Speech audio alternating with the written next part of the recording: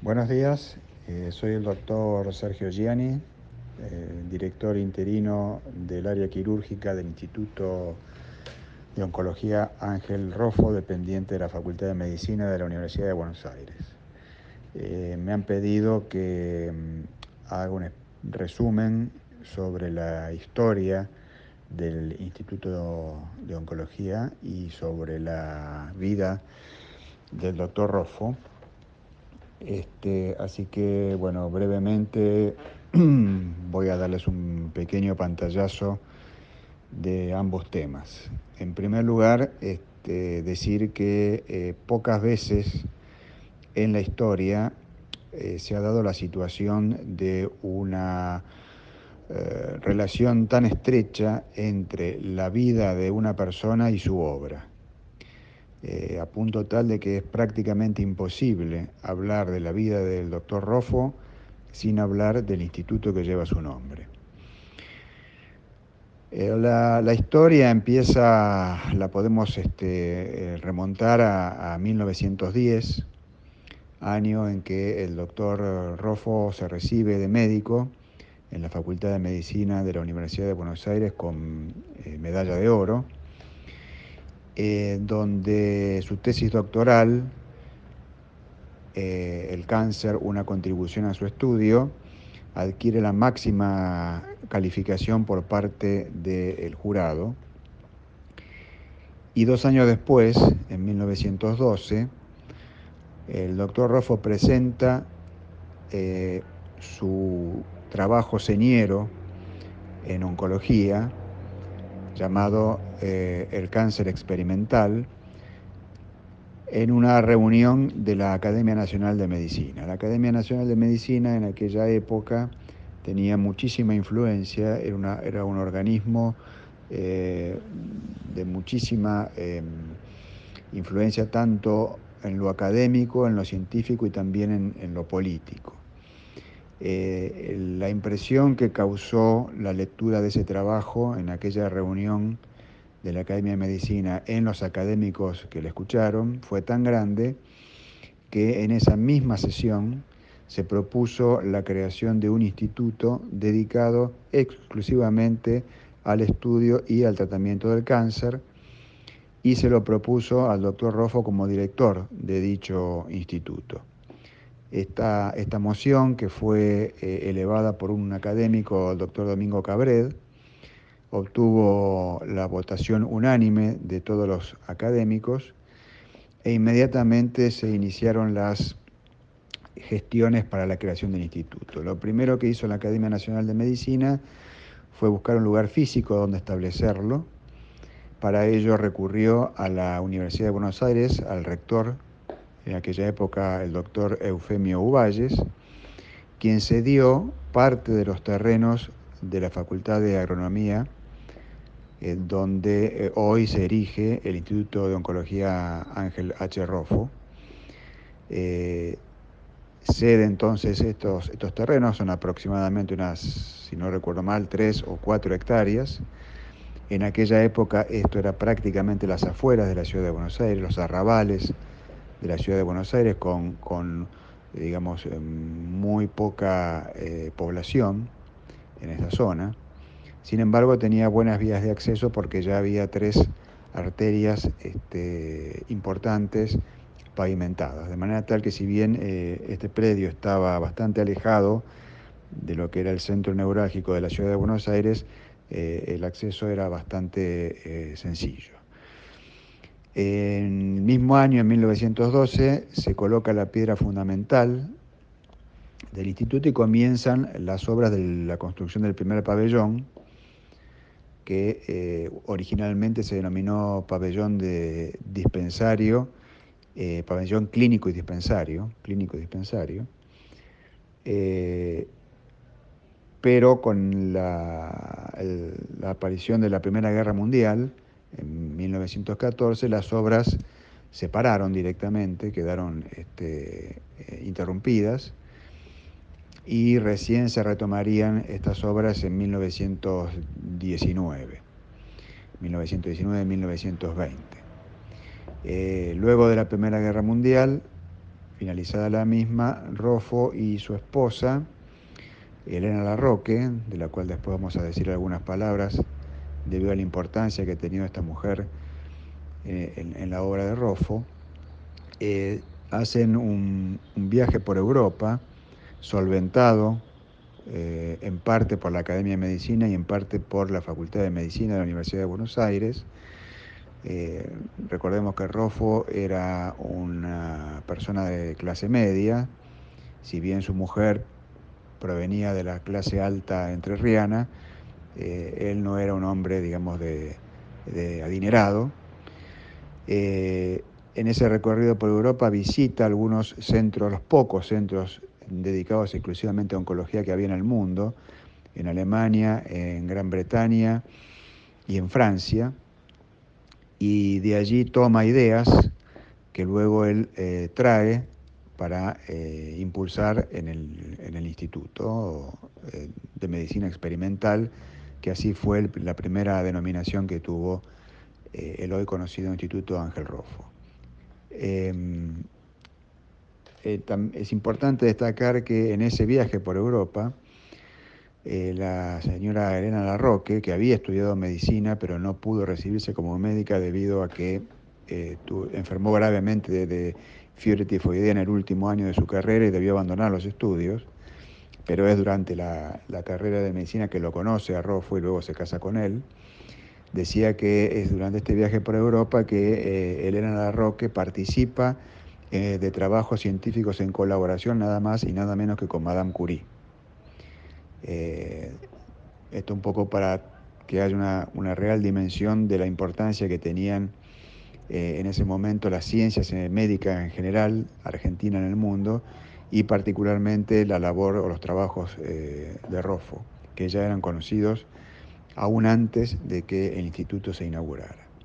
Finalmente, el 22 de abril, en abril de 1922, se inaugura el primer pabellón, como dije, llamado Pabellón Clínico y Dispensario, y Roffo se aboca de manera exclusiva a la investigación y a la atención de pacientes oncológicos. Esta inauguración suscitó muchísima preocupación dentro de los pocos pobladores vecinos de la zona, quienes se oponían terminantemente a que funcionara en este predio un instituto dedicado al tratamiento del cáncer, porque en aquella época existía la creencia de que el cáncer era una enfermedad infectocontagiosa. Incluso hay recortes de notas periodísticas de aquella época que se pueden ver en varios diarios de la época, en los cuales los vecinos amenazaban con quemar las instalaciones del pabellón si este era inaugurado.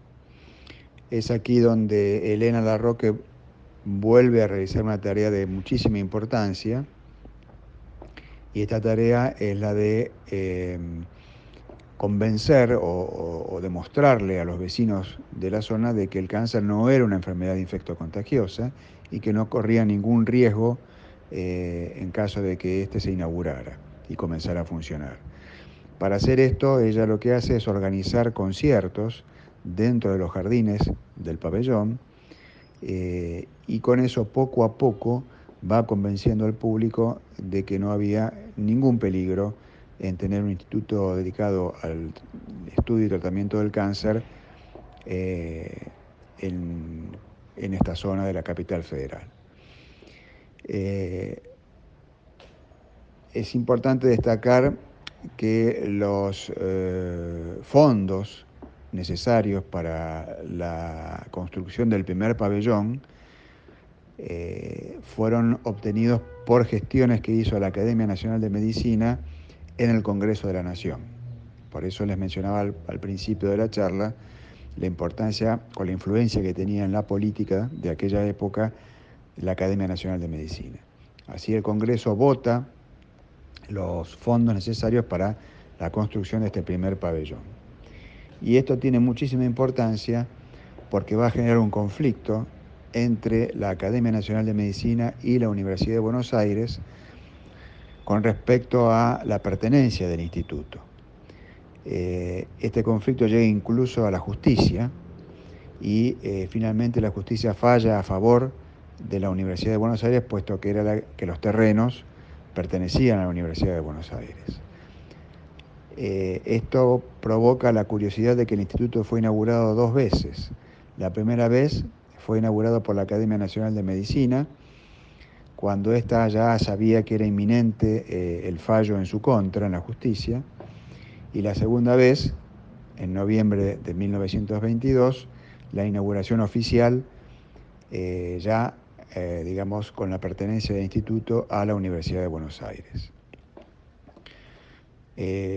La labor de Roffo adquiere una dimensión, digamos, tan importante, no solo a nivel nacional, sino también a nivel internacional, que motiva la visita de distintos científicos de otras partes del mundo. Recordemos algo que hay que resaltar, que es realmente muy, muy importante, que es que el Instituto de Medicina Experimental fue el primer instituto dedicado al estudio y al tratamiento del cáncer en todo el continente americano.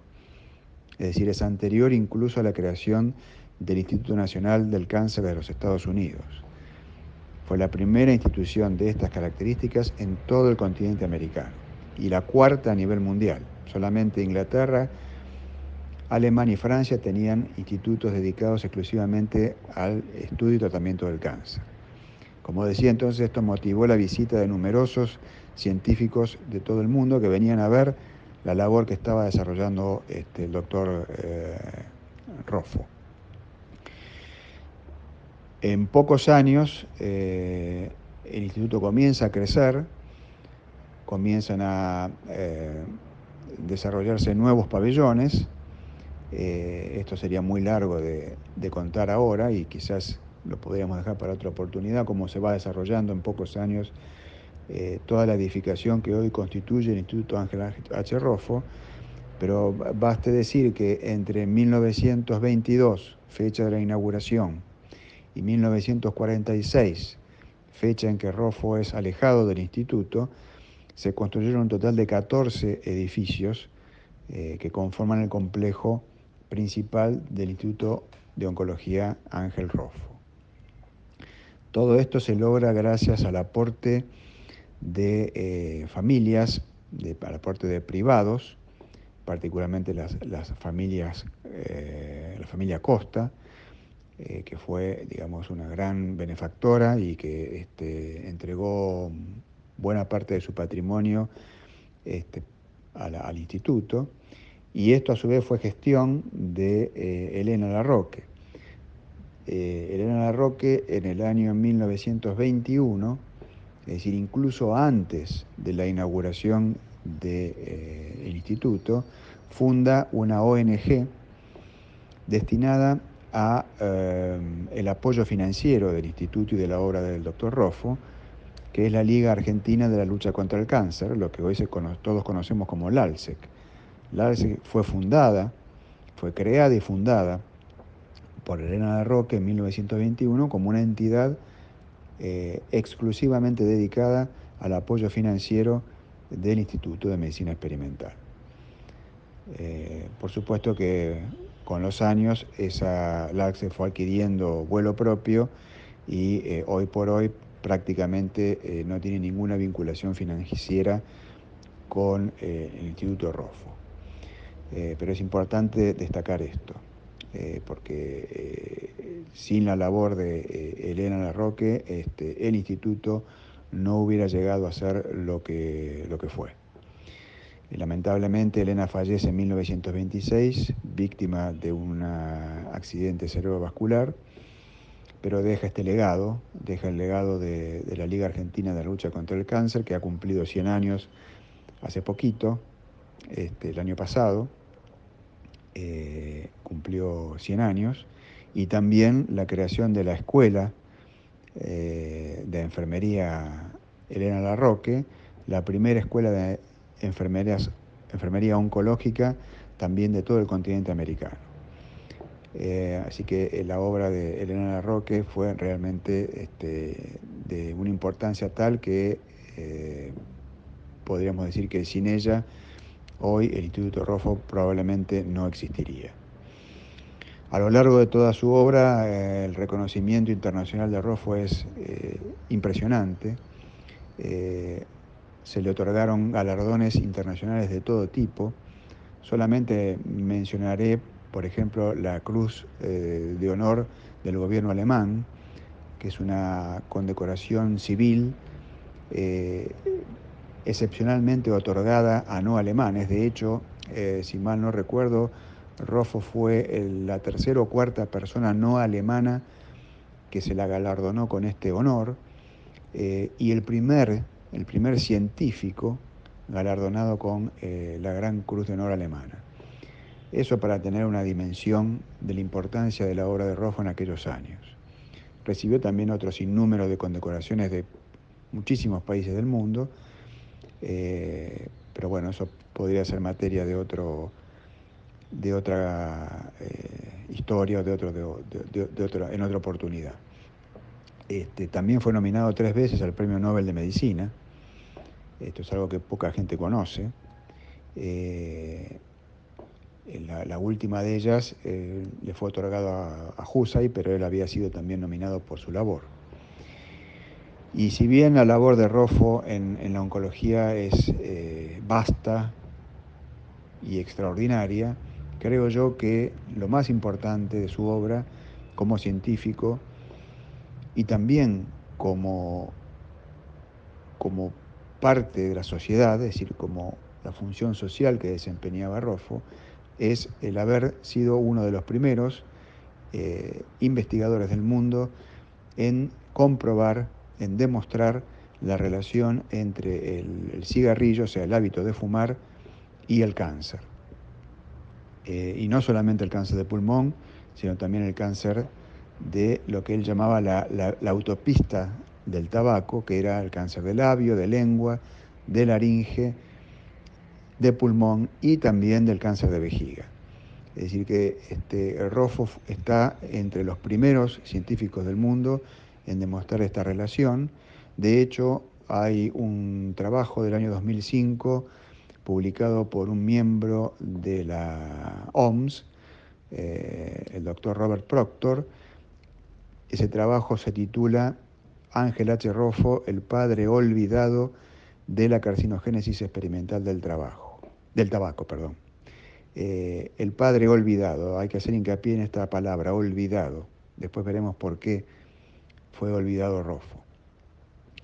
Pero la tarea, digamos, de Roffo no solamente se limitaba al laboratorio y a sus investigaciones científicas, sino también tuvo una tarea social sumamente importante, a tal punto que podemos decir que el doctor Roffo fue el primer activista antitabáquico de la Argentina, quizás probablemente también de todo el continente americano.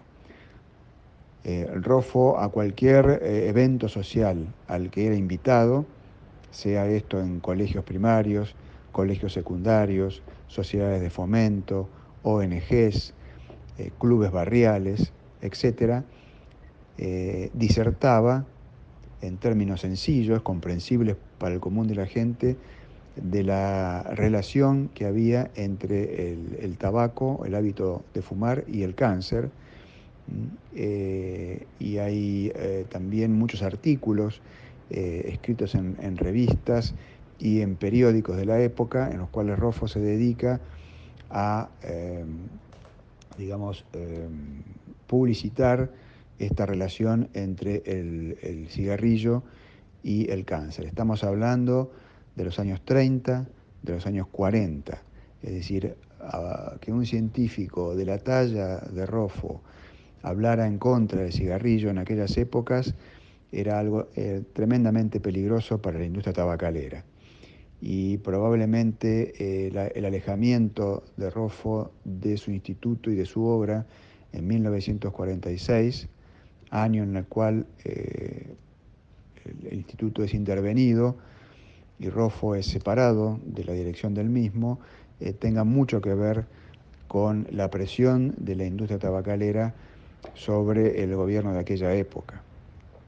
Si bien no está muy bien documentado las causas por las cuales el instituto es intervenido y Roffo es alejado de su cargo, es muy probable que el motivo haya sido este que acabo de mencionar, es decir, la presión de la industria tabacalera para que Roffo fuera eh, prácticamente exiliado de la actividad científica. Por eso la palabra padre olvidado que usa el doctor Robert Proctor es realmente muy oportuna y describe muy bien cómo la obra de Roffo e incluso el propio instituto fue relegado al olvido eh, adrede, probablemente con la intención de, digamos, eh, ocultar la importancia de los descubrimientos de Roffo en relación al tabaco y el cáncer.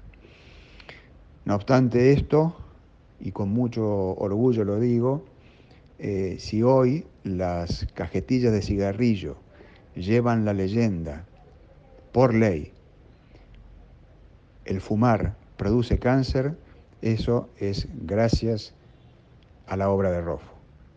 Es decir, podemos decir que si bien él perdió una batalla, ganó la guerra. Afortunadamente, décadas después de su muerte, su obra ha sido reconocida y hoy por hoy la ley argentina eh, obliga a la industria tabacalera a colocar esta leyenda en sus productos. De manera tal que, bueno, como les acabo de contar, la obra de Roffo ha sido tremenda, imposible de abarcar en una sola charla.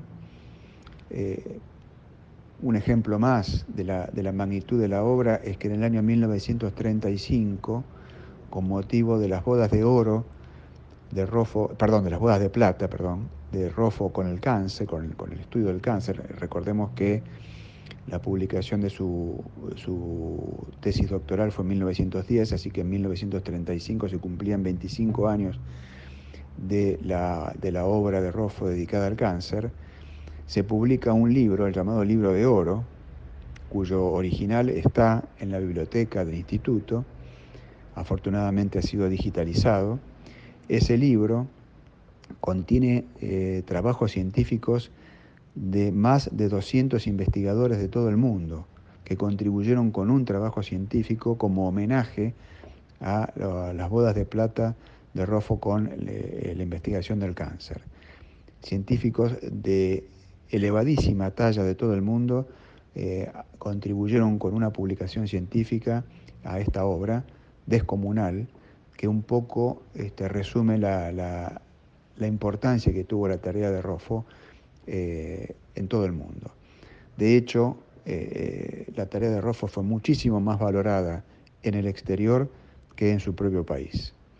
Y eso es una deuda que tenemos con él y con su esposa, la de revitalizar, la de poner en su justo nivel la importancia que tuvo su obra en la medicina mundial y en la medicina nacional.